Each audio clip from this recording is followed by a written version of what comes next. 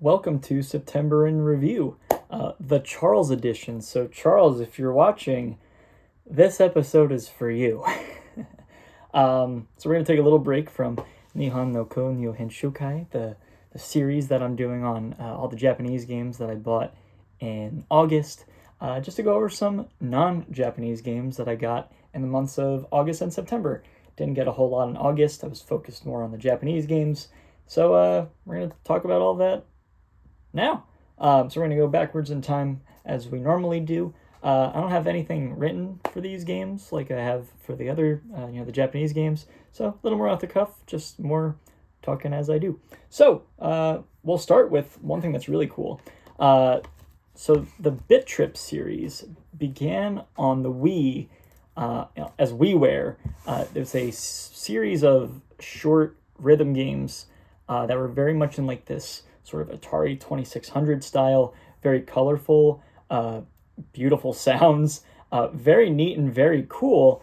And it kind of expanded a little bit. There was a couple games. There was a collection on the Wii. There was a collection on 3DS, and then there were some sequels to go along with all of that. But in the month of September, I finished the entire library for the Bit Trip games to this point, not including some random variants. A couple of games were released by Limited Run, so I didn't get some of like their PAX variants, but still cool that I was able to finish all of them. So the ones that I got this month are the Bit Trip on PS Vita.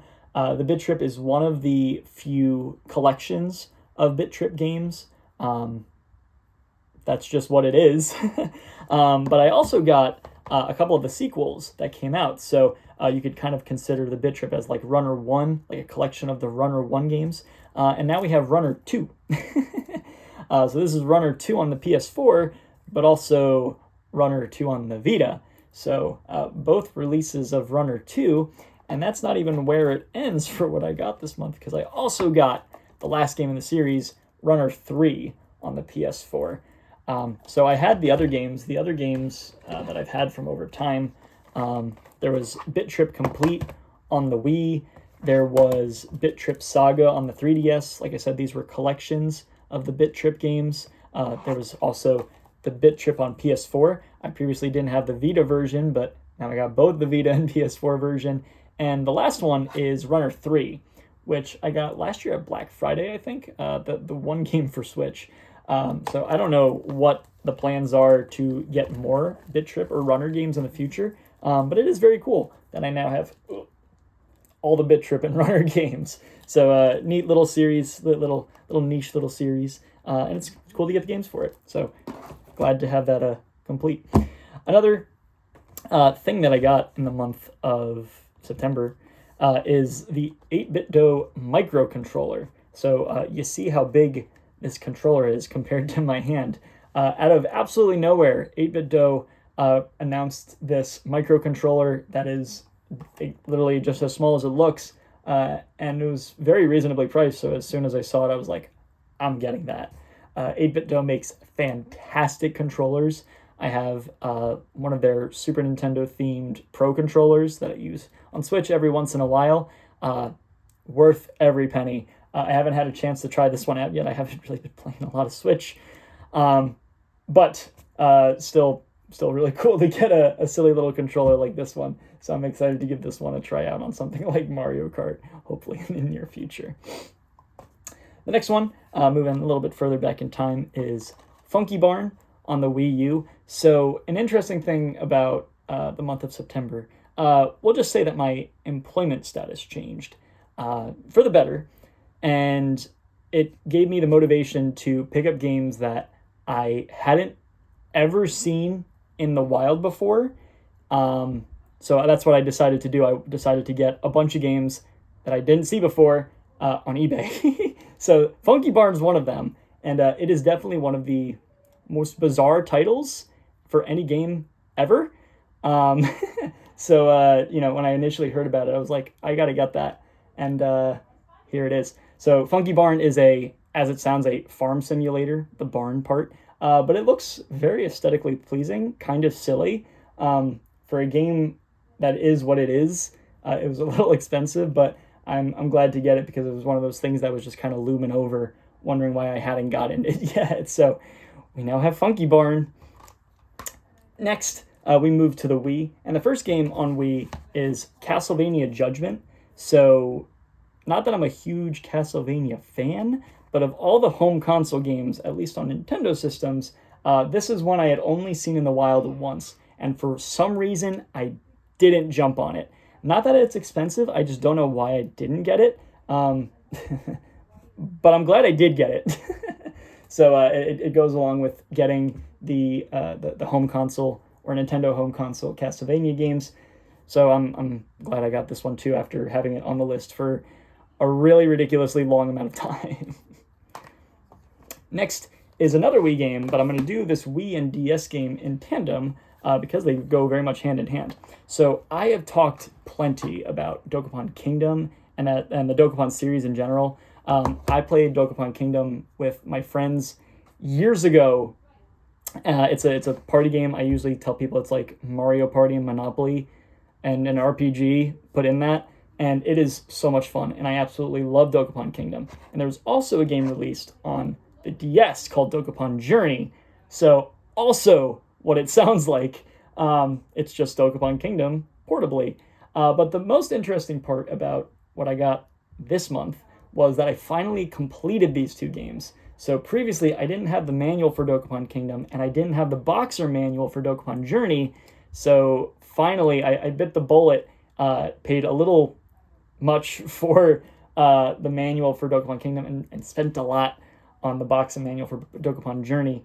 In the process, I bought just a complete copy, and then just swapped out my loose copy into this one.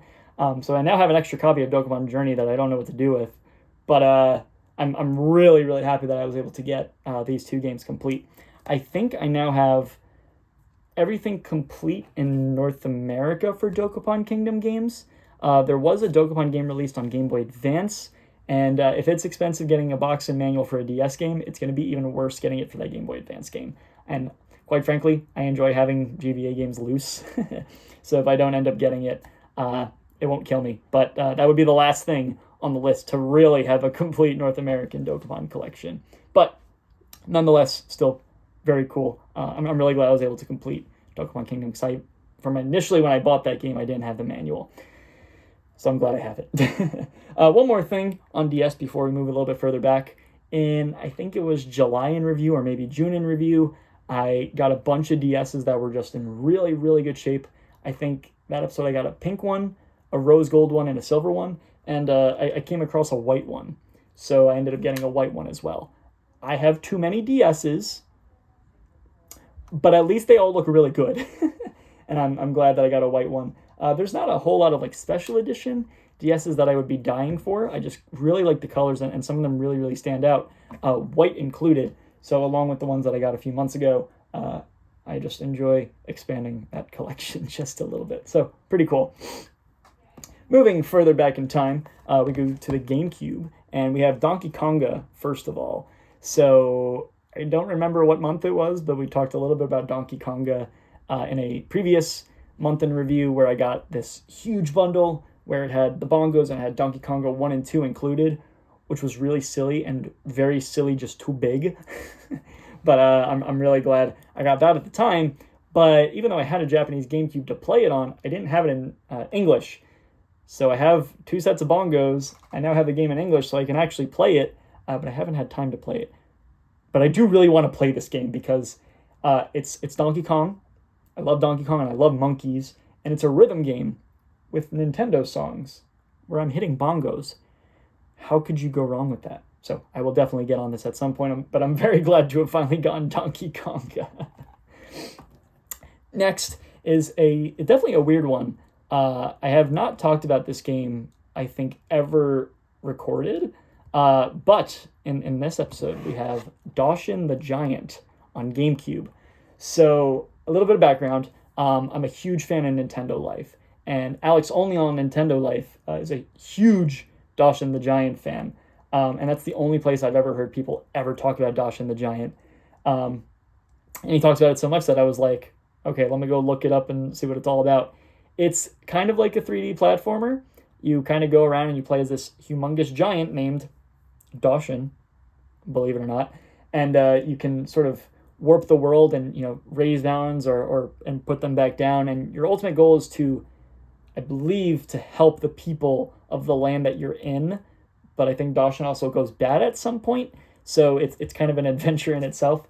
The game originally started, well, the first game was on the 64DD, which was a Japan-only disc add-on to the Nintendo 64. But its first real title that people know a lot about is Dawson the Giant on GameCube. I have a Japanese copy already for GameCube, but this is my first one in the PAL region.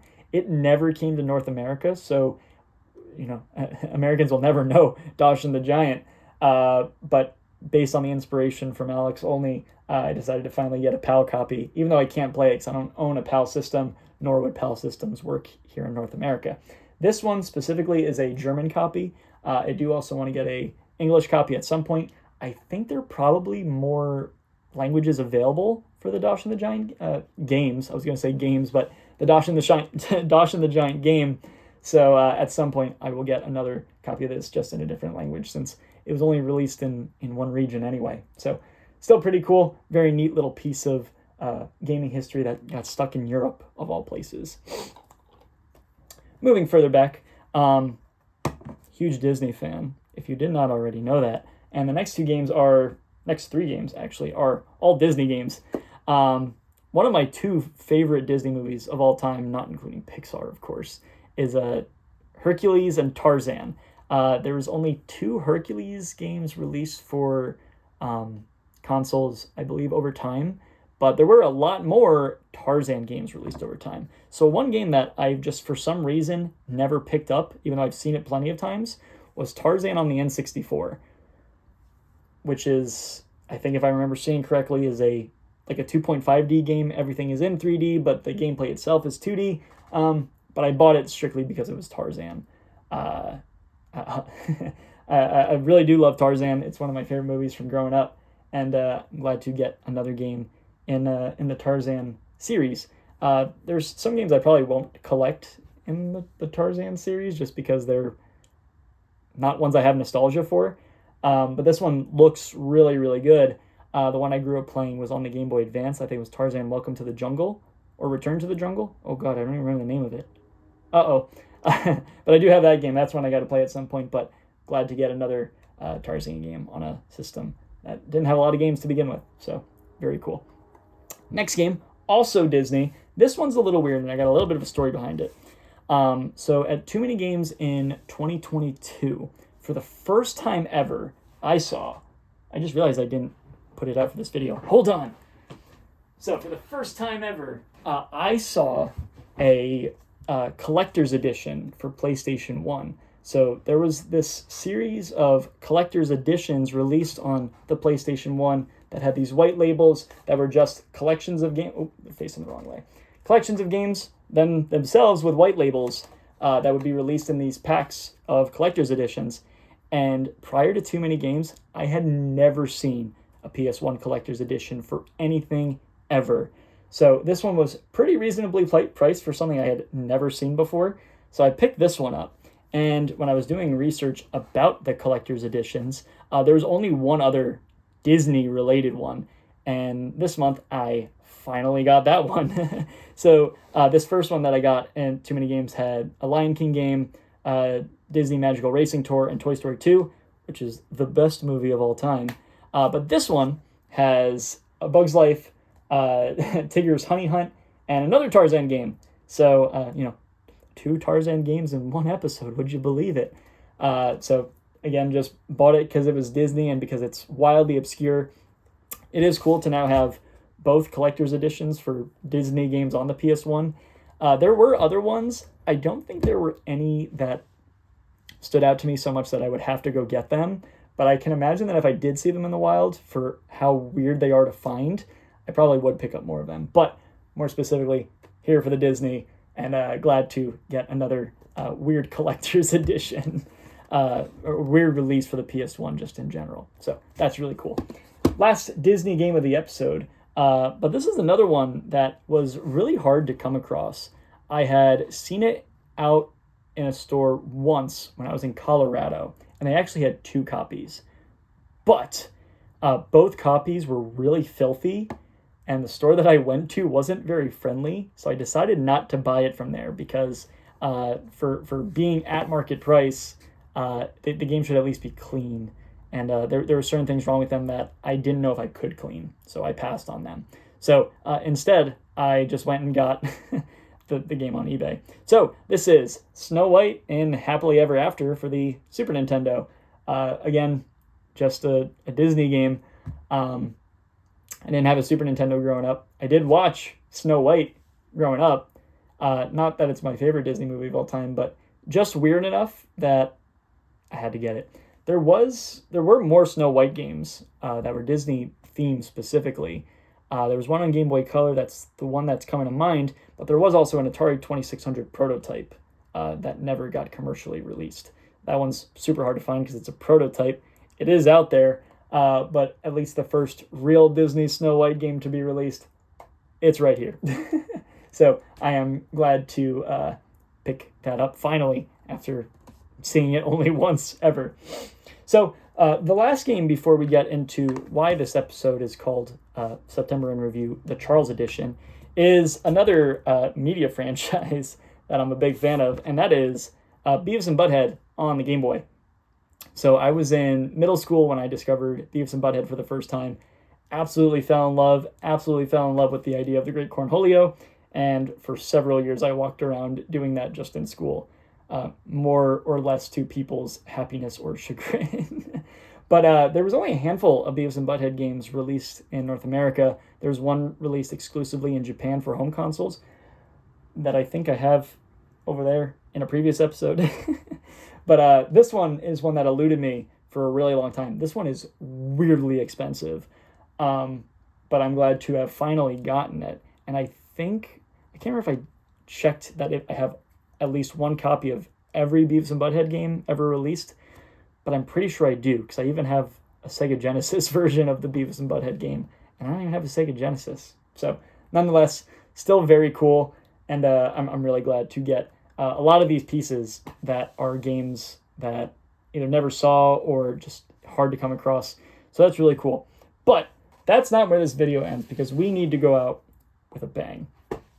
So, if you've been watching Nihon no Konyo Henshokai, I talked about in the first Famicom episode, and I talked about it in the first Game Boy episode, that I'm a big fan of dodgeball.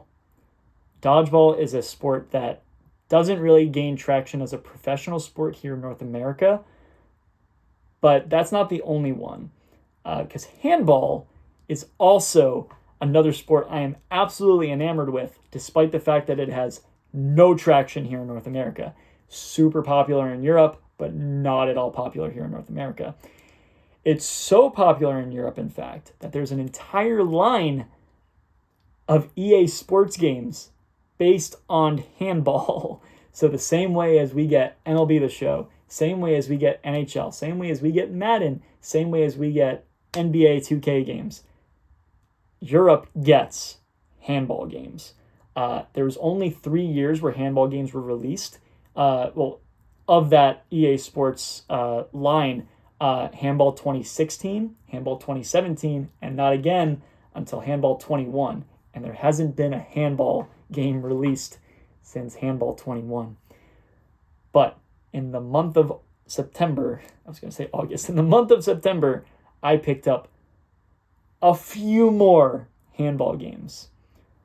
We'll go in order by year, but we have Handball 16 on the Xbox 360. We also have Handball 16 on the Xbox One. You might notice that these artworks are a little different. This one is the main release that most Handball 16 games had, but this one is specifically a Handball 16 from Germany. So it's the German release of Handball 16. And you'll recognize those artworks in just a second, because I also got Handball 16, the English version and the German version on PlayStation Vita. So prior to the month of September, I did not own a single PS Vita game. That's a lie. I own 2 in Japanese. I don't even own a Vita, but I now own 4 if you include the 2 runner games from the beginning of the episode. But now I have 2 more handball games, and that's just 2016. I also have Handball 17 on Xbox One. This one is also a German release, but the Handball 17 games didn't have as many different artwork releases. So that's cool. But last but not least, I also got Handball 21 games. So the Handball 21 that I have had an artwork that, if you look up Handball 21, all of them have the same artwork. But while on eBay, I came across 2 more with different artworks. So I had to get them. The first of which is another German release. This is Handball 21 for PS4. And then the other one is also Handball 21 for Xbox One. And this one, I believe, is a French release. Yeah, this one's French. So a bunch of different language releases. There are English ones, there's German ones, there's French ones. And I'm not going to stop until I have all of them. And the crazy part is that despite all of these, I'm not done yet. So I'm going to need help finding the other ones at some point. But that's that. So, Charles, I hope you're happy. But with that said, that's everything I got in the months of August and September. We are still going to continue with the Japanese series, Nihon no Konyo Henshokai. Been a little busy lately, so I will try and work on those episodes as we go. But yeah, had to go over the obscure stuff that I got that was mostly in English for September. So hope you learned something, at least a little bit. And thanks for tuning in, and I will see you hopefully next week for another episode of Japanese Games. Bye.